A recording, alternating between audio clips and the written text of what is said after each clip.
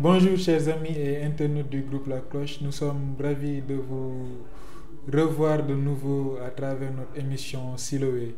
Nous sommes ici aujourd'hui en compagnie du général des scouts du Sénégal, le chef Paul Mathias Gomis, avec qui nous allons nous entretenir durant et lui poser des questions dans le cadre de son activité. Donc là, les scouts préparent une activité d'envergure, on va dire, internationale. C'est quoi? Voilà, l'activité internationale s'appelle les GIS. Donc en fait, dans son sigle, bien entendu. Les GIS, c'est les Journées internationales des scouts du Sénégal. Alors, ces journées-là, nous sommes à la 5e édition. Donc depuis le 2003, quand même, des générations se sont succédées et à chaque opportunité, ces journées-là en fait s'organisent. Alors la particularité de ces journées-là fait que ces journées coïncident avec les 90 ans du scoutisme sénégalais. Donc 90 ans, ça se fait. Donc 1932-2022. Donc dans ce sens-là, nous allons voulu quand même organiser ces GIS-là pendant 10 jours, ces journées. Alors nous allons accueillir près de 3000 jeunes. Des jeunes de toutes les régions de toutes les régions du Sénégal, des jeunes aussi de la Gambie, de la Guinée-Bissau, de la Guinée-Conakry et aussi en fait des jeunes scouts de la France. Et si on voit très bien dans la répartition en fait un peu de ces journées-là, ces journées vont se dérouler dans 3 régions. Donc à Saint-Louis avec la branche jaune, la Meute. Pourquoi en fait le choix de Saint-Louis? Parce que on se rappelle que le 13 avril 1932, la première meute a été créée à Saint-Louis. C'est pour ça qu'on a demandé à la branche jaune, les jeunes qui sont âgés de 7 à 12 ans, qu'ils aillent, n'est-ce pas, en fait, s'enraciner encore en fait, sur l'esprit de la première meute à Saint-Louis, n'est-ce pas. Ensuite, la troupe, les jeunes qui sont âgés de 13 à 17 ans, ils seront à Dakar. N'est-ce pas? On se rappelle que aussi, en fait, le 15 juin 1932, n'est-ce pas, la première troupe a été créée à Dakar, n'est-ce pas? Donc, on demande à la troupe de s'enraciner aussi, en fait, sur l'esprit, en fait, de la création de cette première troupe-là à Dakar pour la première semaine. Et cette première phase-là, donc, aura lieu, en fait, du 3 au 8 août. Maintenant, la communauté, la branche route, donc les jeunes qui sont âgés de 18, en tout cas, à plus, donc ils vont faire une étape sur le Ferlo. Et on se rappelle que l'histoire du Ferlo a été initiée par nos aînés, en la personne en fait du commissaire général Joseph-Pierre Lopis, qui, après 40 ans de Ferlo 1 et Ferlo 2, nous voulons quand même que ces routiers-là puissent faire de l'engagement communautaire et retourner en fait sur les traces en fait de nos aînés à faire en fait un tour à Ferlo. On se rappelle que Ferlo a été organisé en 1979 et 1980. Donc là, beaucoup de la génération actuelle, beaucoup parmi nous n'étaient pas encore nés, mais c'est une grâce pour nous de demander à la communauté, à la branche rouge, de visiter en fait cet aspect-là. Donc tout est lié. Nous sommes en train de nous réconcilier avec notre histoire, de revisiter un peu la trajectoire que nos aînés en fait ont empruntée en son temps, de demander aux jeunes, en tout cas, ces étapes que vous allez faire, ces étapes quand même, ont marqué l'histoire du scoutisme sénégalais. Donc allez et prêtez l'oreille attentive pour écouter encore des échos. Les échos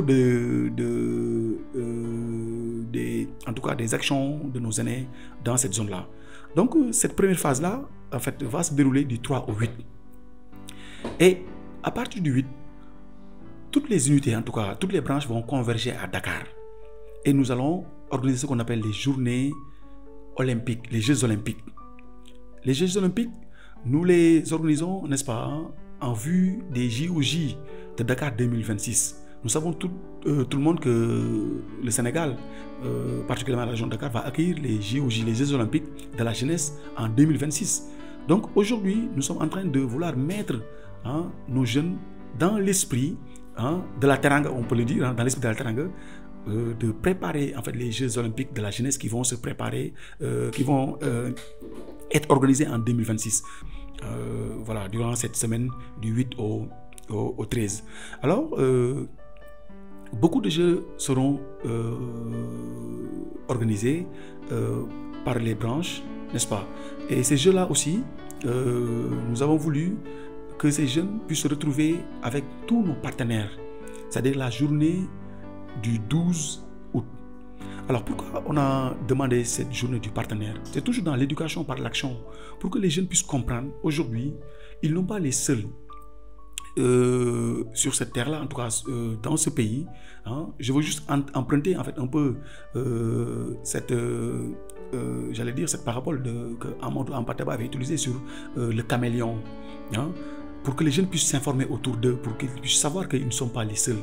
À l'exemple du caméléon, quand il ne tourne pas la tête, mais il tourne en fait l'œil pour s'informer, hein, sur en fait les dangers, en fait, ou bien sur les opportunités qui s'offrent à lui dans son environnement immédiat. C'est pour cela nous voulons que dans cette journée du 12, appelée journée du partenaire ou du partenariat, que nos partenaires, tels que le ministère de la Santé, hein, tel que le ministère des Sports, tel que le ministère de la Jeunesse, qui est notre premier partenaire, hein, tel que le ministère de la Famille, de la Femme, puissent venir avec nos autres partenaires, tels que l'UCG, le ministère de l'Environnement aussi, puissent venir et nous faire des communications dans ce sens-là. Et nous avons voulu quand même, en collaboration avec l'UCG, que ces jeunes, qu'on mette des jeunes routiers à la disposition de l'UCG pendant toute la journée, qu'on participe, n'est-ce pas, au nettoiement en fait, de quelques artères de Dakar, pour dire aux jeunes, la question de l'environnement est une question transversale et nous devons la prendre à bras le corps. Nous ne voyons pas comment s'appelle encore, aux employés de l'UCG, en fait, ceux qui sont là en fait, hein, pour faire en fait, le travail à notre place, mais nous devons les accompagner et leur faciliter la tâche. Et en prenant en fait, en charge cette question de l'environnement, donc on invite les jeunes dans l'éducation en fait, non formelle à dire aux jeunes quelle est en fait de faire leur promesse à la planète. Ça c'est important. Donc voilà un peu l'esprit en tout cas des GIS. Et aussi l'esprit un peu des journées, des Jeux Olympiques que nous voulons organiser à partir de la deuxième phase des GIS. Mais merci en fait à votre groupe, hein, le groupe La Cloche, n'est-ce pas, de nous avoir donné en fait ces minutes de communication pour dire que nous sommes encore là avec eux et nous allons cheminer ensemble. Et nous les invitons en fait à prendre part en fait au GIS, aux Journées internationales du scoutisme sénégalais, hein, et découvrir un peu en fait, hein, la belle aventure, hein, du scoutisme. Voilà un peu. Merci en tout cas à vous. Sur ce, nous vous disons aussi merci pour le temps que vous nous avez accordé, surtout avec ces préparations. On sait que c'est pas évident, vous êtes sollicité un peu partout. Donc vraiment sur ce, nous vous disons merci, au revoir et à la prochaine pour un prochain numéro. Et j'espère que ce sera aussi avec d'autres scouts. Eh bien, on va se revoir. Très bien, on va se revoir très bientôt. Voilà. Je vous donne rendez-vous en fait sous peu. Voilà, et on vous invite en Casamance, à Ziguinchor, n'est-ce pas? Voilà, pour les échanges en fait, que nous allons engager en fait, dans quelques mois. Voilà. Voilà, donc on va dire que le rendez-vous est pris. Voilà, merci beaucoup et à la prochaine.